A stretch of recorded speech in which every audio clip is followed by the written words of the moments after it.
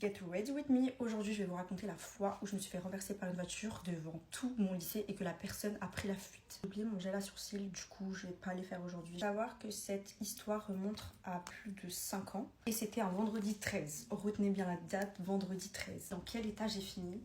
Atroce. Regardez ma tête comment elle est gonflée ici et tout. Et dites-vous, ça c'était genre une semaine après l'accident. Le vendredi 13 c'est connu pour porter malheur déjà. Donc en fait à chaque fois que je marchais, je me souviens que je regardais si je trébuchais pas. Je regardais partout le bus pour rentrer chez moi. Je me souviens que c'était la pause du midi. L'arrêt de bus où je me suis arrêtée. Vous voyez le bus il était arrêté là et il y avait 2 voitures derrière le bus. Et en fait il y en a une d'entre elles qui a voulu dépasser les 2 voitures. Donc elle arrivait à fond comme ça. Et en fait moi je sortais par le cul du bus. Je me suis pris une voiture.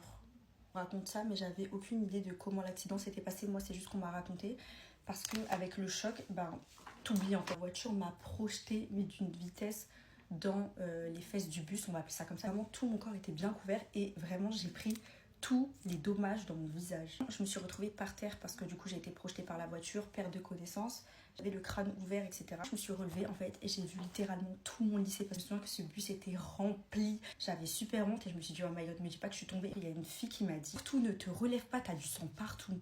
Et je me suis dit mais qu'est-ce qui se passe parce que vraiment j'étais à l'ouest, j'ai mis ma main comme ça sur ma tête et quand j'ai fait ça, ma main jusqu'à là, elle était remplie de sang. Je me suis évanouie, voir votre propre sang comme ça et voir que vous êtes décapité de partout, c'est dégueulasse. Une copine à moi avait appelé ma mère en disant oui, madame, votre fille elle est remplie de sang, faut que vous veniez tout de suite. Donc tu dis ça à ma mère qui est au travail. Au nom des pompiers, j'avais demandé à voir mon visage et franchement j'étais trop mignonne. Vraiment ça faisait genre tigresse, j'avais des petites traces ici.